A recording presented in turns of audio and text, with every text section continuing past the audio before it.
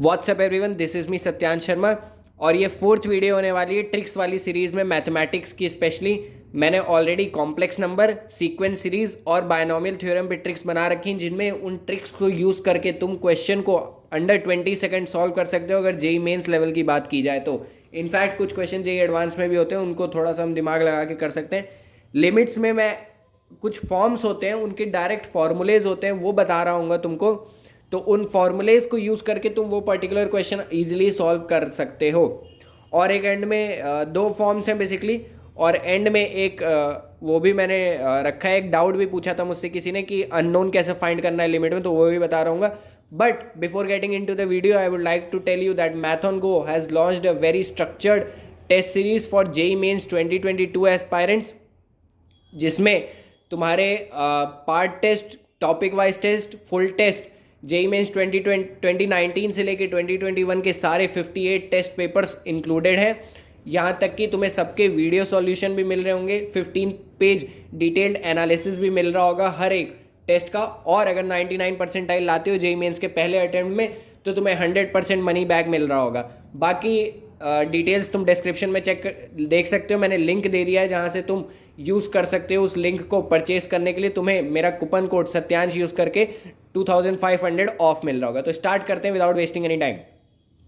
देखो, लिमिट्स ऐसा चैप्टर है कि इसमें कुछ क्वेश्चंस इजी भी होते हैं, कुछ क्वेश्चंस काफ़ी टफ भी होते हैं। फॉर एग्जांपल जेई एडवांस 2020 में एक क्वेश्चन पूछा गया था, वो थोड़ा टफ था।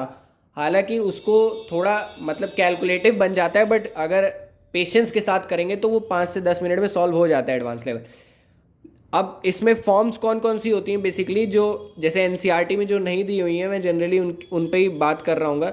0 to the power 0, infinity to the power 0 और 1 टू द पावर इन्फिनिटी, ये फॉर्म्स ऐसी होती हैं जो रिपीटेटिव होती हैं जेई मेंस वाले क्वेश्चंस में।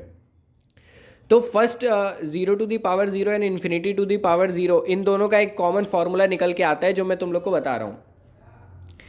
जैसे ये एक लिमिट दे रखा है L, just consider let L equal to limit x to the power a fx to the power gx, right? Then both side we have taken log L is equals to log is equals to तुम्हें ये property पता होगी log की, if log a to the power b होता है तो is equals to b log a, that power comes in front. So fx to the power gx will come in front. Now gx comes in front, limit applies to whole, and if you remove then log from here, then it will go to e to the power limit x tending to a gx log fx. So this is the formula, right? If there is a form in which you are getting 0 by 0, 0 to the power 0 or infinity to the power 0, right? Okay, so L is equals to, you will use this formula. For example, evaluate limit x tending to infinity x to the power 1 by x. Now if you put infinity here, then infinity to the power 1 upon infinity. Now 1 upon infinity is 0. So this is basically infinity to the power 0 form. Now you don't know which formula to apply here, okay? That's why this formula is given. Since this is not taught in NCERTs, x will be your fx, see here, x will be your fx, gx will be 1 by x. Now e to the power limit x tending to infinity, gx is 1 by x and fx is log x. Now e limit x tending to infinity log x by x. Now if you solve this by L'Hospital rule, most of you who have studied limits, they must be knowing what is L'Hospital rule, then you will get e to the power 0 and the final answer that you will get is 1.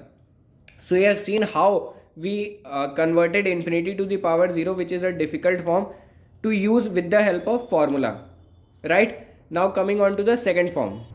See, second form is 1 to the power infinity. This is also a very common form. This is more common than those two forms that I have told in the beginning. So L is equals to limit x tending to a fx to the power gx. Now if limit x tending to a fx is 1 and gx is infinity, then this form becomes 1 to the power infinity. Direct formula is this. If you can tell me the proof of this formula, then it would be good for you. You can send me the photo on Instagram. L is equals to e to the power limit x tending to a fx minus 1 into gx. This is the formula that we arrive at after evaluating this limit, okay? For example, evaluate limit x tending to 0 1 plus x to the power cos x. Okay, now if you put x equal to 0, 1 plus 0, that is 1. Cos x 0 is infinity, so 1 to the power infinity, this is 1 to the power infinity form. Now you have to use this formula. See, 1 plus x is fx, 1 plus x is fx, gx is cosec x. So e to the power limit x tending to 0 fx minus 1. Now 1 plus x minus 1, that is x, into gx, that is cos x, is equals to e to the power limit x tending to 0. Now cos x is 1 by sin x, so x upon sin x, and x upon sin x, if x approaches 0, you already know that it is 1. Sin x by x is basically 1, and x upon sin x is also 1. So L comes out to be E. So this was the use of the second form. Now coming to a very important concept which will help you in some problems in previous year, that is finding unknowns when the limit is given. Okay, this might not be a trick because it will take some time to solve, but still you can look out for it. Finding unknowns when the limit is given. For example, let's start with a question. If limit is equals to L equal to limit x tending to 0 sin 2x plus a sin x upon x cube is finite, then find the value of a and L. ठीक है, तो इसमें बोला हुआ है कि sin 2x plus a sin x upon x cube, x 0 जा रहा है, तो a की वैल्यू बताओ और उसके बाद इस लिमिट की वैल्यू बताओ. तो अब इसमें main, what is the main concept hidden is this question is that simplify till denominator approaches 0. Simplify till denominator approaches 0 but numerator does not. मतलब तब तक इसको सिंप्लीफाई करो जब तक तुम्हारा डिनोमिनेटर 0 को जा रहा हो लेकिन अभी भी न्यूमरेटर 0 को नहीं जा रहा हो. फॉर एग्जाम्पल, अगर x इसमें 0 रखते हो, sin 2x is 0, a sin x is also 0, 0 by 0. So basically both numerator और डिनोमिनेटर तुम्हारे 0 हो रहे हैं, तो अभी इससे काम नहीं बना.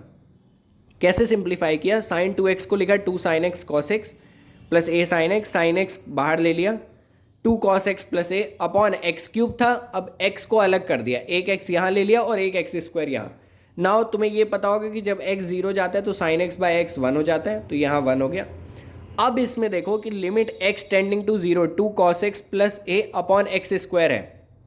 ठीक है, अब इसमें 0 रखो ज़रा, तो यहाँ 0 रखा तो cos 0 होता है 1, तो 2 प्लस ए अपॉन 0. अब न्यूमरेटर 2 प्लस ए है लेकिन ये 0 है तुम्हारा जो डिनोमिनेटर है. तो अब हम फाइनल मतलब सिंप्लीफाई हमने पूरे तरीके से कर लिया. ठीक है, लेकिन अब क्वेश्चन में ये लिखा हुआ है कि तुम्हारी जो लिमिट है वो फाइनाइट है, मतलब उसकी कोई पर्टिकुलर वैल्यू आ रही है. अब तुम्हें ये मालूम होगा कि हम एल हॉस्पिटल रूल क्यों यूज़ करते हैं. एल हॉस्पिटल रूल हम तब यूज़ करते हैं जब 0 बाय 0 का फॉर्म आ रहा हो, उसको सिंप्लीफाई कर करके हम आगे तक पहुंचते हैं जब तक 0 बाय 0 कैंसिल ना हो रहे हों.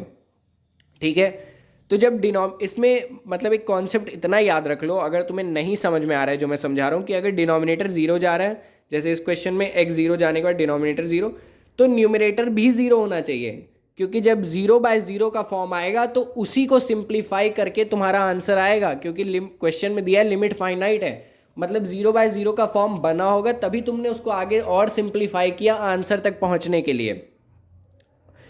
समझ आ गया होगा मैं उम्मीद करता हूँ. नहीं आया तो सीधी सी बात समझो, डिनोमिनेटर 0 जा रहा है, जब x 0 जा रहा है तो न्यूमरेटर भी 0 जाना चाहिए. This is what is the main concept. तो अब डिनोमिनेटर को हमने अलग से 0 किया, तो limit x tending to 0 2 cos x plus a 0. अब 2 प्लस a 0, a यहाँ से तुम्हारा -2 आ गया. ठीक है, अब -2 को तुम इसमें रखोगे, 2 cos x -2 upon x square. ये तुम्हारा होमवर्क है, इसको सिंप्लीफाई करोगे आंसर तुम्हारा -1 आएगा. तो फाइनली तुम्हारी a की भी वैल्यू आ गई, l की भी वैल्यू -1 आ गई. आई होप तुम्हें यहाँ तक समझ आ गया होगा कि कैसे अननोन्स फाइंड करने हैं. अब इसमें तुम कहोगे कि भैया प्रैक्टिस कहाँ से करें, तो एक क्वेश्चन यार तो तुम अभी नोट डाउन कर लो, इसको तुम नोट डाउन कर सकते हो. यही रखा है, if m n belong to I not. Okay, मतलब इंटीजर समझो.